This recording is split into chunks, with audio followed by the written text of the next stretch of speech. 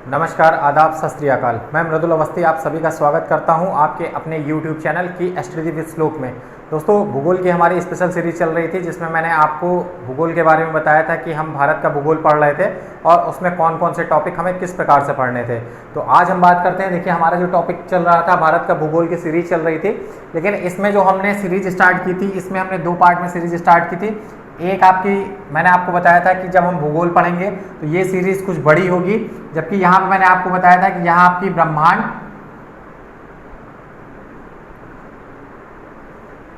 आकाशगंगा,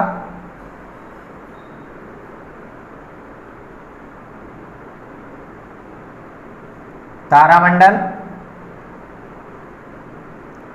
और आपका सौरमंडल, ये सीरीज हमारी थी। और जब हमें इधर पढ़ना था तो भूगोल का सामान्य परिचय जो हमारा होता था, उसमें क्रम से जो चीजें हम डिस्कस करेंगे वो बताएंगे, क्योंकि ये सीरीज हमारी लगभग कंप्लीट हो चुकी है, जिसमें आपको ब्रह्मांड के बारे में बताया जा चुका है, आकाशगंगा के बारे में बताया जा चुका है, तारामंडल के बारे में भी आपको बताया जा चुका है और सौरमंडल के बारे में। इसमें अगर कुछ चीजें छूटी हैं, जैसे आपका सूर्य की आंतरिक एवं बाह्य संरचना एवं चंद्रमा के बारे में एक चीज छूटी हुई है, तो वो किसी दिन, बहुत छोटा सा टॉपिक है, तो वो किसी भी लेक्चर में कंप्लीट हो सकता है। लेकिन आज हम बात करेंगे, क्योंकि यहाँ से आज हम अपनी नई सीरीज स्टार्ट कर रहे हैं। सबसे पहले हम बात करेंगे भूगोल की। तो भूगोल में जब हम लोग पढ़ेंगे तो आज से जो हम सबसे पहले बात करेंगे अपने सिलेबस की, क्योंकि भूगोल को पढ़ने के लिए भूगोल में बहुत सी ऐसी चीजें हैं जो हमें पढ़नी है और कुछ ऐसी भी चीजें हैं जिन्हें हमें नहीं पढ़नी है।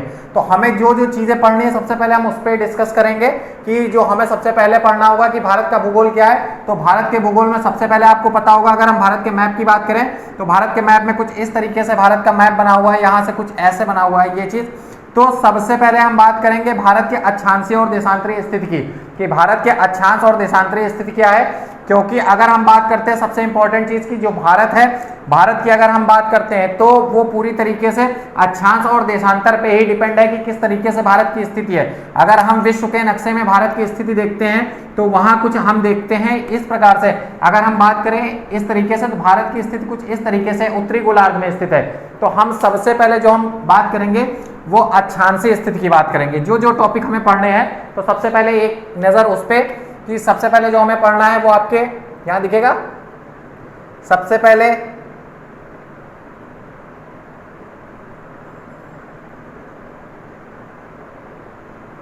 अक्षांशीय एवं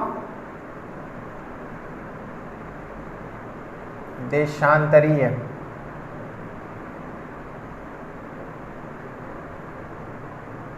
स्थिति। इसके बाद आपका ये फर्स्ट, फिर आपका क्षेत्रफल, कि भारत का क्षेत्रफल कितना है।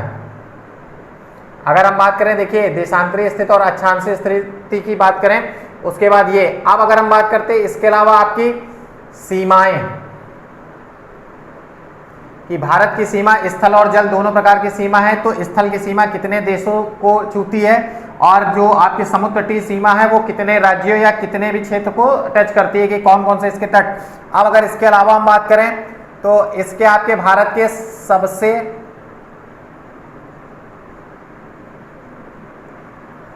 दूरी के बिंदु, इस पे हम चर्चा करेंगे। इसके अलावा अगर हम बात करें, इसमें आपको पता होगा, इसमें जब हम चर्चा करेंगे तो भारत के जो सबसे आपके 4 पॉइंट हैं उनके बारे में चर्चा करेंगे। जो आपका सबसे पूर्वी है, आपका पश्चिमी है, उत्तर और दक्षिण, इसके बारे में चर्चा करेंगे। कौन से बिंदु कहाँ पे है, कितनी डिस्टेंस पे है, इन बिंदुओं के बीच में क्या है। अब इसके अलावा अगर हम बात करते हैं तो भारत के राज्य, और राज्य के साथ ही हम पढ़ेंगे केंद्र शासित, क्योंकि अभी कुछ परिवर्तन हुआ था।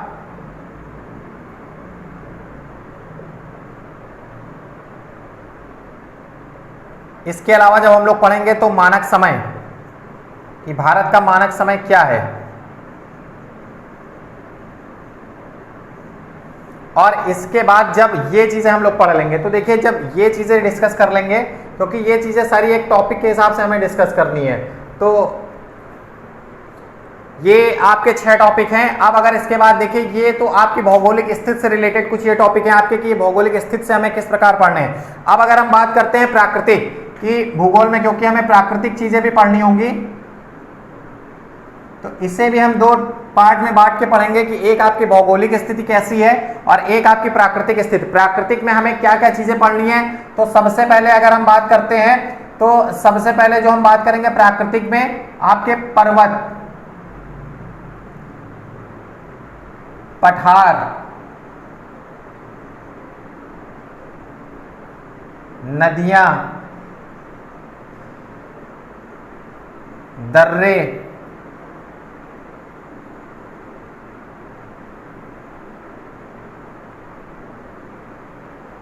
खनिज क्षेत्र। देखिए ये क्रम से जब चीजें पढ़ेंगे, ज्योग्राफी आप बहुत इजी समझ सकते हैं कि कैसे कैसे हमें चीजें पढ़नी है। अब इसके अलावा हम बात करेंगे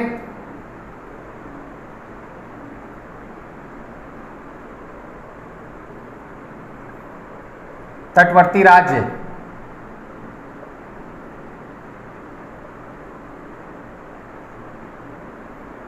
फिर आपकी मिट्टियां, मतलब मिट्टी। ये प्रमुख रूप से आपको हमें इतना पढ़ना है कि देखिए अगर हम बात करें भौगोलिक में, तो भौगोलिक में सबसे पहले अक्षांशीय एवं देशांतरीय स्थिति क्या होती है, उसके अलावा भारत का क्षेत्रफल क्या है, भारत की सीमा किस किस जगह से टच करती है, मतलब इसमें आपके देश और राज्य सभी कुछ होगा। देश इसलिए क्योंकि बहुत से देशों से भारत की जो स्थल सीमा है वो कई देशों को टच करती है, तो इसलिए जो ऊपर का हिस्सा आपका ये हिस्सा कुछ इस तरीके से है, जबकि यहाँ पे पाकिस्तान अफगानिस्तान का जो हिस्सा है उसकी सीमाएं टच करती हैं। जबकि आपकी जो नीचे अगर हम देखें तो जो आपका जहाँ पे पूरा जल है, ये चारों तरफ से ये पश्चिमी घाट आपका है, ये पूर्वी घाट है। तो इसके बारे में जब हम ये चर्चा करेंगे कि भारत के जो तटवर्ती राज्य हैं वो कितने हैं, तो यहाँ पे आपके 4 राज्य हैं, जबकि यहाँ पे आपके 5 राज्य हैं। तो इनके बारे में जब हम चर्चा करेंगे तो ये चीजें होंगी। ये आपके 5 पूरी तरीके से ये समुद्र तटीय राज्य हैं, ये चारों ओर, मतलब ये दोनों ओर से, इस तरफ से भी अगर हम देखें तो इनका कोई भी भाग, केवल ये भाग आपका स्थल है, बाकी इस तरफ पूरी तरीके से जल है। तो ये आपके जो कहे जाते हैं ये तटीय राज्य कहे जाते हैं। तो कैसे चीजें हमें पढ़नी है, ये चीजें हमें डिस्कस करनी है।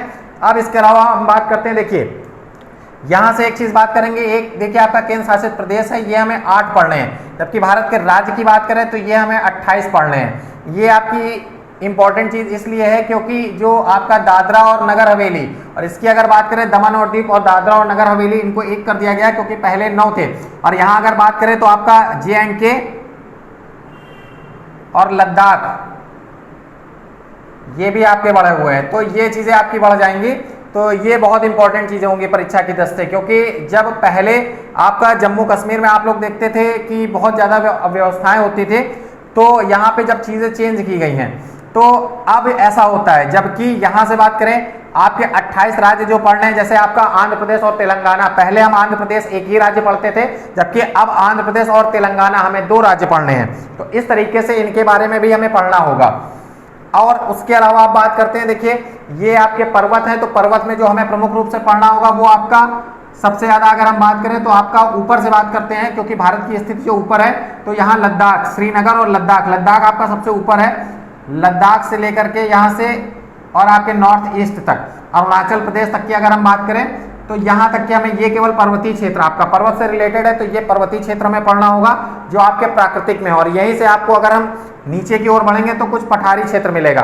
अब बात करते हैं भारत की, तो भारत की स्थिति में अगर हम बात करें तो सबसे पहले अगर हम भारत के नक्शे की बात करते हैं तो ये कुछ भारत का नक्शा इस तरीके से बना हुआ है, क्योंकि भारत का नक्शा बहुत अच्छा तो मैं नहीं बना पाता हूँ, लेकिन मैप से अगर चीजें आप लोग सीखने की कोशिश करें तो ये कुछ इस तरीके से बना हुआ है। अगर यहां दिख रहा है ना सभी लोगों को,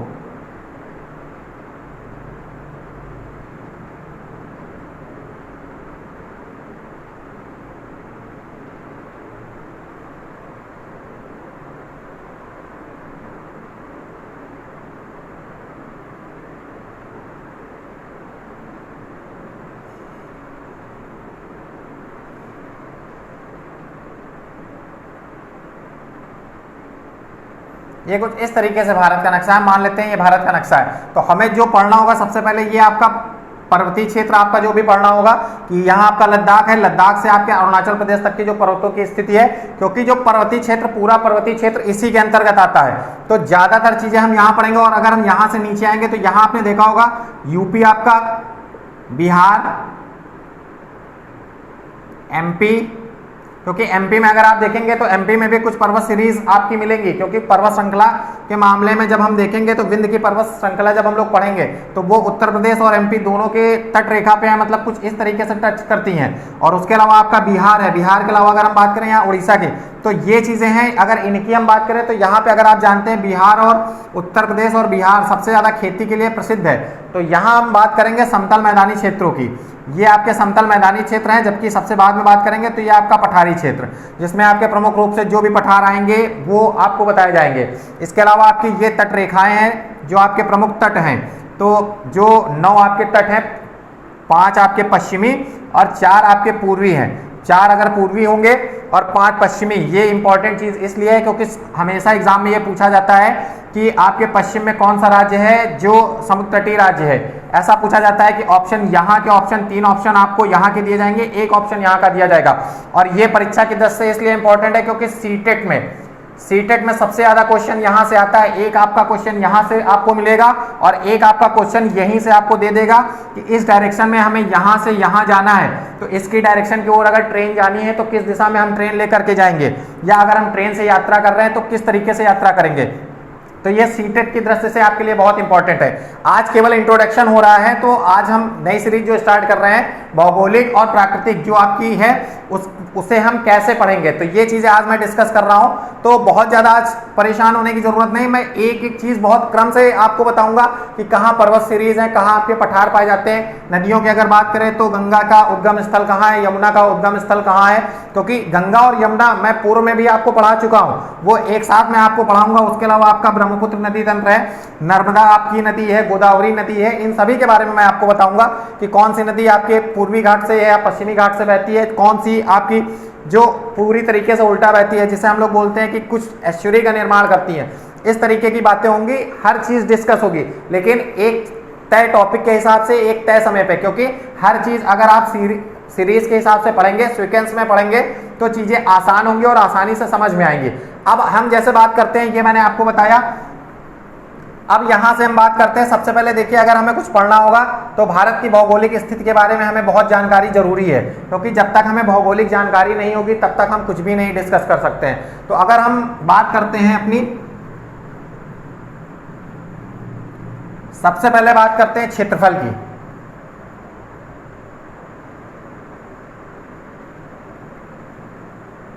दो तीन चीजें आज ही डिस्कस हो जाएंगी।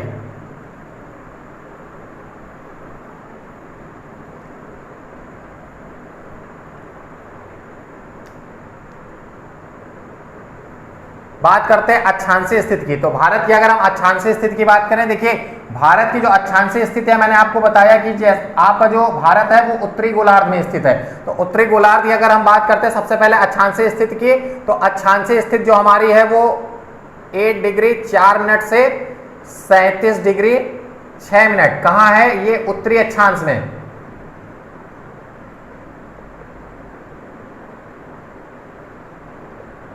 ये आपके उत्तरी अक्षांश में है। जबकि देशांतर की अगर हम बात करें तो जो आपका देशांतर की स्थिति है,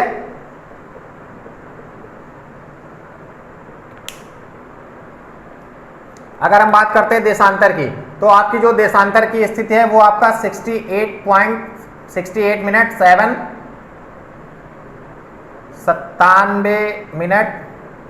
97 डिग्री 25 मिनट, ये आपकी पूर्वी देशांतर स्थिति है। ये आपकी कुछ इस प्रकार से स्थिति है कि अगर आपसे भारत के बारे में कोई जानकारी पूछता है कि भारत की अक्षांशीय स्थिति क्या है, तो भारत की अक्षांशीय स्थिति जो है वो आपकी 8 डिग्री 4 मिनट से 37 डिग्री 6 मिनट उत्तरी अक्षांश में इसकी स्थिति है। जबकि अगर देशांतर की बात करता है तो देशांतरीय स्थिति जो है वो आपकी 68 डिग्री 7 मिनट से 97 डिग्री 25 मिनट पूर्वी देशांतर, ये आपकी स्थिति है। तो अगर इसकी बात करते हैं, अब इसके अलावा अगर हम बात करें, देखिए यहीं से मैंने आपको बताया कुछ चीजें आज डिस्कस हो जाएंगे। अगर इसके बाद अगर हम बात करते हैं तो सबसे इंपॉर्टेंट चीज इसलिए क्योंकि भारत का जो क्षेत्रफल है, अगर हम क्षेत्रफल की बात करते हैं तो क्षेत्रफल जो है हमारा,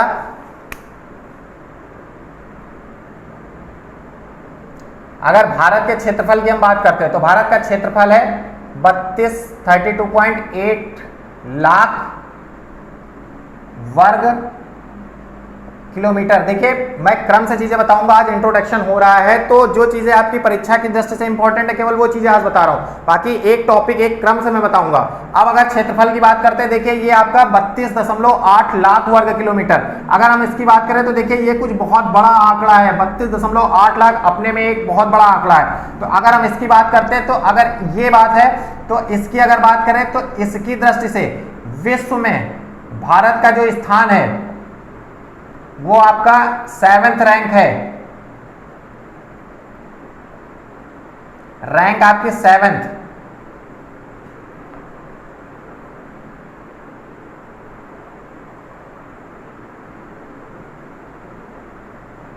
भारत का जो स्थान है वो आपका 7वां है। और अगर 7वें की बात करें क्यों, तो ये जो कुल क्षेत्रफल है आपका, ये कुल क्षेत्रफल ये संपूर्ण विश्व के आपके 2.4% है। मतलब जो भारत का क्षेत्रफल है, कुल पूरे भारत का जो क्षेत्रफल है 32.8 लाख वर्ग किलोमीटर, तो ये और इसका भारत में जो स्थान है, इसकी वजह से भारत में जो भारत की रैंक है वो 7th है। और जो अगर संपूर्ण विश्व की बात करें तो भारत का जो क्षेत्रफल है संपूर्ण विश्व का 2.7 गुना, मतलब ये संपूर्ण विश्व का है आपका 2.4% गुना, मतलब ये 2.4% है, ये पूरे विश्व का है।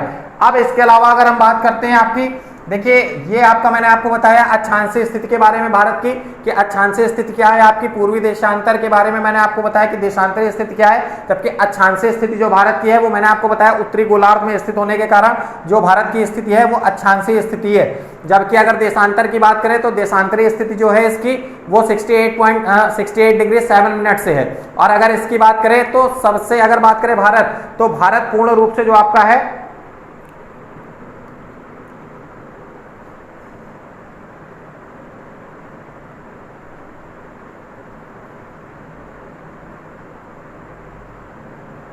रूप से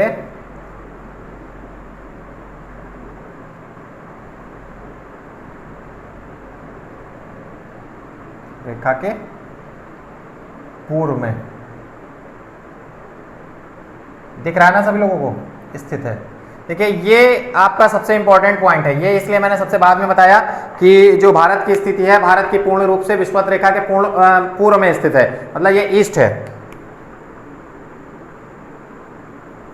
ये। अब देखिए इसके बाद अगर हम बात करें तो इसके बाद जो हम लोग पढ़ेंगे वो आपकी सबसे ज्यादा सीमाओं की बात करते हैं। सीमाओं की अगर हम बात करें तो सीमा की बात करने से पहले हम सबसे पहले बात करेंगे आपके जो दूरस्थ पॉइंट है, भारत के जो दूरस्थ पॉइंट है उनकी हम बात करते हैं। तो दूरस्थ पॉइंट की अगर बात करें तो उसके साथ आपके दूरस्थ शहर की भी बात होगी कि भारत के कौन से शहर कहाँ पे हैं। तो सबसे पहले हम दूरस्थ पॉइंट की बात करें तो दूरस्थ पॉइंट जो हमारे कुछ इस प्रकार से हैं। देखिए ये आपका ईस्ट,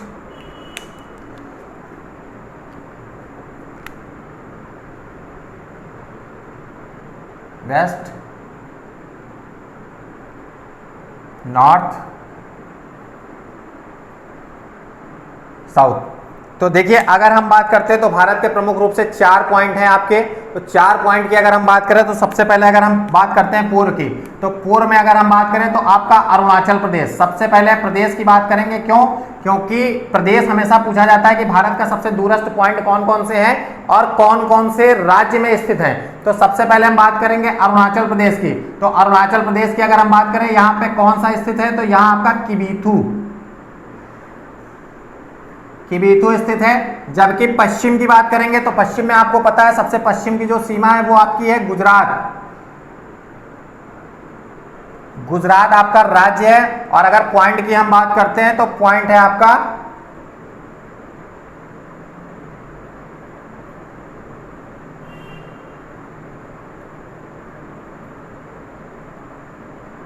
देखिए ये 2 तरीके से लिखा आता है, ये गौहर मोती भी आता है और कुछ जगह ये भी लिखा होता है गुहर मोती, ये लिखा होता है। अब देखिए ये आपका पूर्वी है किबीथू, जबकि आपका पश्चिमी है गुजरात। और ये चीज याद रखिएगा जो आपका ईस्ट है मतलब पूर्वी पॉइंट है, अगर राज्य आपसे कोई पूछता है तो आपका अरुणाचल प्रदेश है। इसे कोई एपी का मतलब आंध्र प्रदेश मत समझिएगा। आंध्र प्रदेश की अगर डायरेक्शन देखें तो कुछ इस जगह पे होगा आपका, जबकि उड़ीसा से ठीक नीचे होगा आपका आंध्र प्रदेश, जबकि यहाँ पे आपके पूर्वी पूछा गया है, नॉर्थ ईस्ट की डायरेक्शन में पूछा गया है, तो ईस्ट में आपका जो सबसे जो आपका राज्य स्थित है वो आपका अरुणाचल प्रदेश है। जबकि अगर हम नॉर्थ की बात करें, नॉर्थ में अगर हम सबसे ऊपर की बात करें तो आपका होगा, अगर कोई आपसे राज्य पूछता है तो राज्य नहीं है, केंद्र शासित प्रदेश है। कौन सा है? लद्दाख। और पॉइंट कौन सा है? इंदिरा कॉल, इंदिरा कॉल है। जबकि साउथ की अगर हम बात करें, देखिए साउथ में कंफ्यूजन है। साउथ में कंफ्यूजन इसलिए है क्योंकि अगर राज्य की बात करते हैं तो कभी कभी ऐसा भी आता है कि तमिलनाडु लिख के आता है, कन्याकुमारी तमिलनाडु के समीप, और ग्रेट निकोबार लिख के आता है। तो ये आपके परीक्षा के ऑप्शन पे डिपेंड करता है कि कौन सा आपका दिया गया। मतलब ये आपका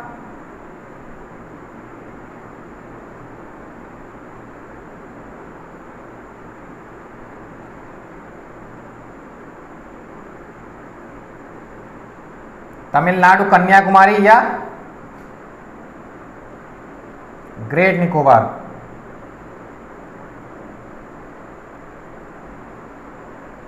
कौन सा है?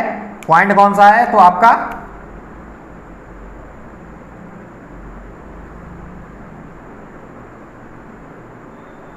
इंदिरा पॉइंट, ये आपका पॉइंट है। जो भारत के 4 सबसे दूरस्थ पॉइंट है उसमें कौन कौन से हैं? तो आपका सबसे पूर्वी में किबीथू, और आपका पश्चिम में गुजरात। गुजरात में कौन सा है? गुहर माता या गौहर माता, ये दोनों एक ही हैं। मतलब अलग अलग जगह से नाम अलग अलग नाम से पुकारा जाता है। तो गुहर माता भी आप लोग कह सकते हैं या गौहर माता, ये आपके ऑप्शन पे जो भी आए। अगर बात करते हैं उत्तर की, तो उत्तर में आपका इंदिरा कॉल कहाँ पे है? लद्दाख में है। जबकि अगर पश्चिम आपके साउथ की बात करें, दक्षिण में बात करते हैं, तो ये आपका तमिलनाडु, कन्याकुमारी के समीप या फिर ग्रेट निकोबार में। कहाँ पे? नाम क्या है? इंदिरा पॉइंट। देखिए ये मैंने इसीलिए दोनों चीजें आपको बताई कि यहाँ कभी कभी कंफ्यूजन क्रिएट होता है कि परीक्षा में आपने ग्रेट निकोबार याद रखा और परीक्षा में कन्याकुमारी लिख के आ गया, तो इसलिए कन्याकुमारी भी वहां सही होगा। तो ये चीज याद रखिएगा। अब अगर हम बात करते हैं, देखिए यहीं से, यहां से अगर हम इसकी सीमा की बात करें, तो सीमा की अगर जब बात करते हैं, देखिए यहां पे आपका गुजरात है, गुजरात, यहां आपका अरुणाचल प्रदेश, यहां आपका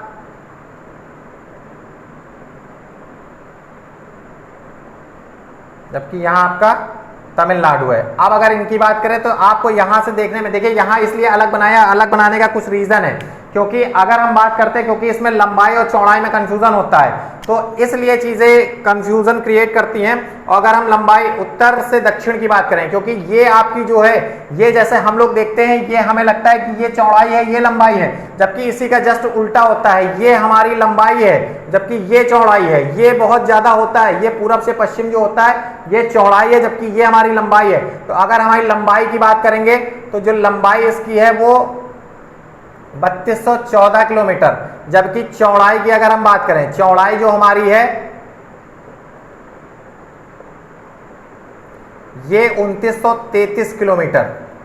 और अगर इसकी बात करें तो भारत की जो स्थल सीमा है, जो मैंने अभी आपको बताया था कि यहां पाकिस्तान, अफगानिस्तान और सबसे लास्ट में आपकी चाइना से जो टच करती है, वो आपकी स्थल सीमा,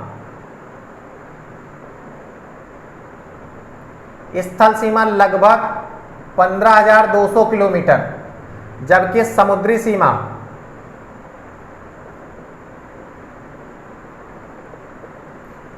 है आपकी 7,516.6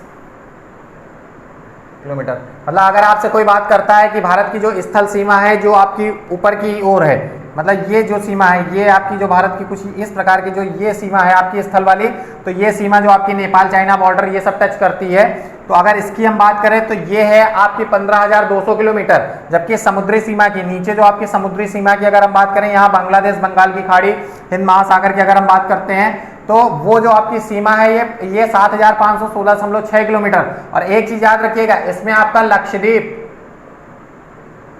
लक्षद्वीप और अंडमान निकोबार, मतलब ये ऐड है इसकी सीमा, क्योंकि अगर हम बात करें अंडमान निकोबार की तो वो कुछ इस तरीके से आपकी जो है वो पूर्वी साइड स्थित है, जबकि लक्षद्वीप आपके पश्चिमी घाट की ओर स्थित है। और लक्षद्वीप एकमात्र ऐसा है जिसे हम मूंगा द्वीप भी कहते हैं। तो ये चीजें एक साथ में डिस्कस करूंगा जब आपको बताऊंगा। तो ये कुछ बेसिक इंफॉर्मेशन थी आज की।